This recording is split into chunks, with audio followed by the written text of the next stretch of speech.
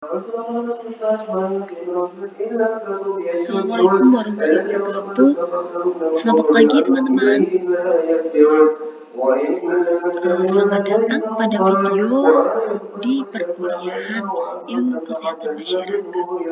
Untuk di video kali ini kita akan membahas tentang konsep dasar ilmu kesehatan masyarakat.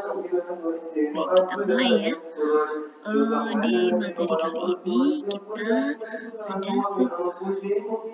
topik yang akan dibahas antara lain konsep ilmu kesehatan masyarakat, yang kedua mengkaji hubungan ilmu kesehatan masyarakat dengan ilmu gizi, kemudian yang ketiga adalah latar belakang pentingnya ilmu kesehatan masyarakat, kemudian yang keempat adalah tahap-tahap perkembangan ilmu kesehatan masyarakat. Untuk istilah kesehatan masyarakat ada kata sehat dan kesehatan dan juga masyarakat. Kata sehat sendiri artinya adalah hak asasi dan kebutuhan dasar dari manusia, sehingga sehat itu dapat diartikan merupakan suatu kondisi atau keadaan seseorang yang sedang sejahtera secara fisik, mental, dan sosial maupun secara menyeluruh, sehingga dia tidak hanya bebas dari penyakit atau kelemahan, tapi dia dalam kondisi yang baik. Nah, kesehatan sendiri berdasarkan peraturan Presiden Republik Indonesia tahun 2012 menyatakan bahwa keadaan sehat baik secara fisik, mental, spiritual maupun sosial yang memungkinkan setiap orang untuk hidup produktif secara sosial dan ekonomis. Jadi seseorang dapat terhindar dari suatu penyakit dan juga dapat melakukan aktivitas atau kegiatan yang menghasilkan atau produktivitasnya tinggi, sehingga kualitas hidup seseorang itu dikatakan baik. Sehingga kesehatan masyarakat merupakan ilmu dan seni untuk memelihara, melindungi, dan meningkatkan kesehatan masyarakat dalam meliputi pelayanan kesehatan, pencegahan, dan pemberantasan penyakit.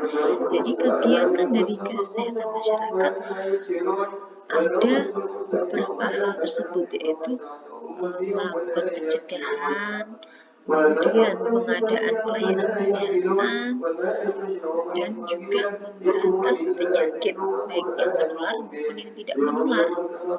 Nah, pada kesehatan masyarakat ini kita akan mengenal dua tokoh, yaitu Asklepios dan Hygieia, di mana Asklepios dan Hygieia merupakan suami istri yang berperan pada perkembangan ilmu kesehatan. Nah, Asklepios itu melakukan pengobatan penyakit dengan prosedur-prosedur yang sudah ditentukan. Jadi Asklepios ini akan melakukan usaha setelah terdapat penyakit yang menimpa seseorang. Kemudian kalau Hygieia ini melakukan upaya-upaya kesehatan dengan cara mengajarkan pemecahan masalah kesehatan melalui hidup seimbang, antara lain dengan menghindari makanan beracun, mengkonsumsi makanan yang bergizi, lalu cukup istirahat, melakukan aktivitas, dan ini merupakan yang sudah termasuk di dalam gerakan masyarakat hidup sehat ya. Jadi antara Asklepios dan Hygieia ini memiliki perbedaan upaya yang sangat terlihat. Kalau Asklepios itu melakukan secara kuratif, yaitu dengan pengobatan setelah penyakit itu diderita, namun Hygieia ini melakukan upaya-upaya berbentuk atau preventif, promotif, sehingga melakukan antisipasi sebelum penyakit tersebut mewabah di suatu kelompok di masyarakat ya. Kemudian prinsip ilmu kesehatan masyarakat. Nah, berdasarkan apa? Nah, ini ada pendapat bahwa kesehatan masyarakat itu dicapai melalui penerapan promosi kesehatan dan pencegahan penyakit dengan teknologi dan intervensi. Nah, jadi hal ini diharapkan untuk meningkatkan kualitas hidup, meningkatkan sumber daya manusia. Nah, untuk kesehatan masyarakat sendiri ada beberapa tugas, yaitu yang pertama untuk pencegahan penyebaran dan epidemi penyakit. Jadi meminimalkan resiko dari penyakit. Kemudian melindungi dari lingkungan yang berbahaya. Jadi termasuk melakukan upaya untuk B3 misalnya, untuk mengelola sampah atau limbah yang termasuk bahan berbahaya dan beracun. Kemudian pencegahan terhadap cedera. Nah, ketika seseorang melakukan aktivitas, banyak sekali resiko-resiko yang terjadi, khususnya pada tenaga kerja.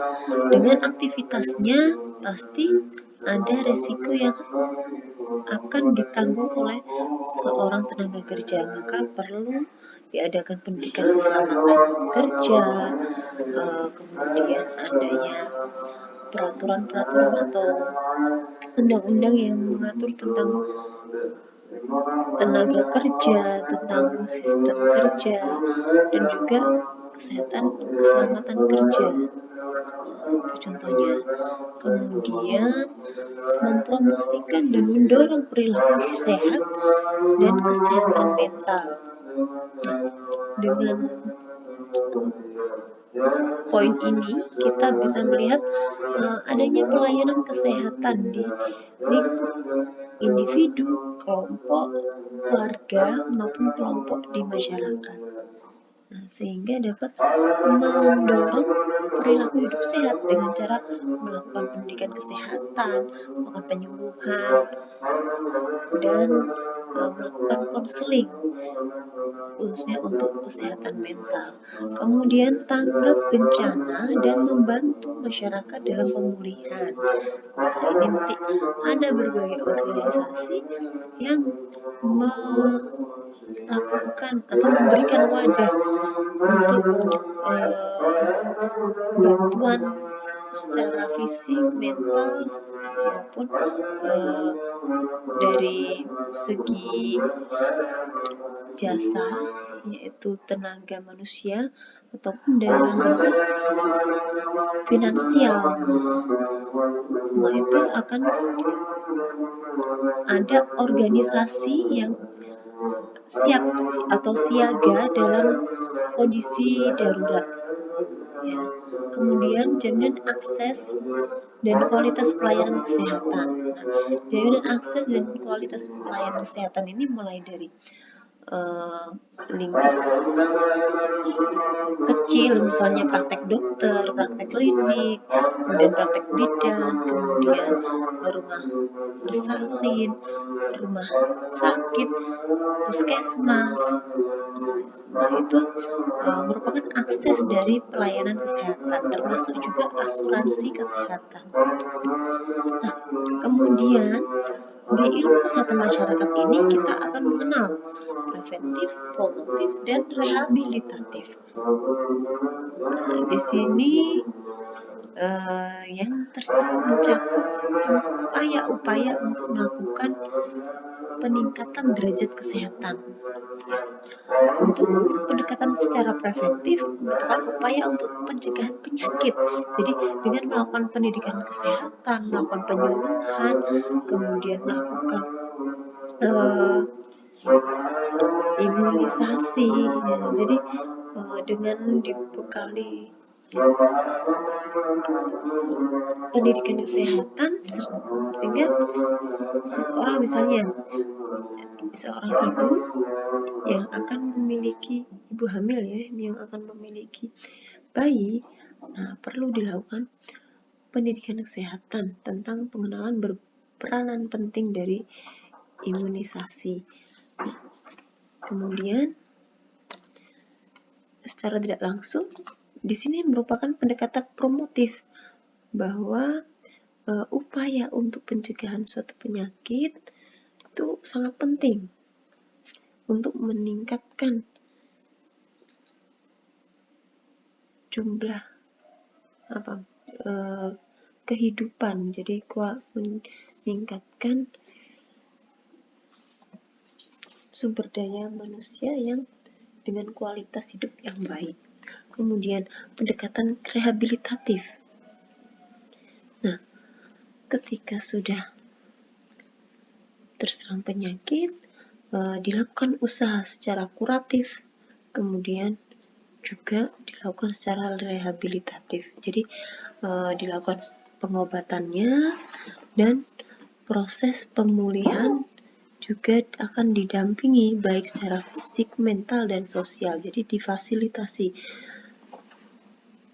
oleh tenaga kesehatan, difasilitasi dengan diberikan obat-obatan, kemudian pemberian makanan tambahan, dan didampingi untuk disediakan ruang konsultasi, baik untuk difasilitasi dalam suatu kelompok agar ada pendekatan secara sosial sehingga seseorang itu akan meningkatkan juga motivasinya untuk meningkatkan kualitas kesehatannya. Kemudian kita lihat terlihat jelas antara medical care atau perawatan medis dengan kesehatan masyarakat atau public health. Jadi kalau perawatan medis ini dilakukan ketika ditemukan seseorang itu mengalami sakit atau sebagai pasien.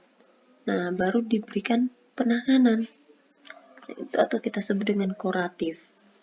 Nah, sedangkan public health ini ketika di masyarakat dalam kondisi yang tidak memiliki sakit atau memiliki risiko tinggi terhadap penyakit.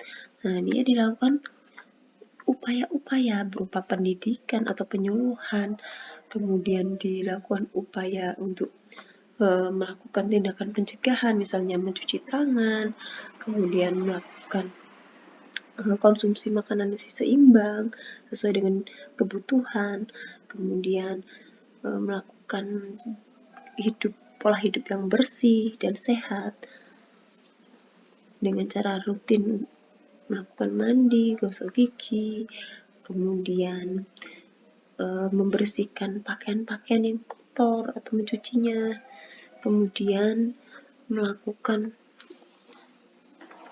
imunisasi. Nah, itu juga termasuk upaya-upaya yang dilakukan dalam lingkup public health. Nah, itu jelas berbeda ya. Kalau medical care dia sudah mengalami sakit, kalau yang di public health, nah dia sebelum mengalami penyakit atau memiliki resiko tinggi terhadap penyakit. Kemudian ruang lingkup ilmu kesehatan masyarakat.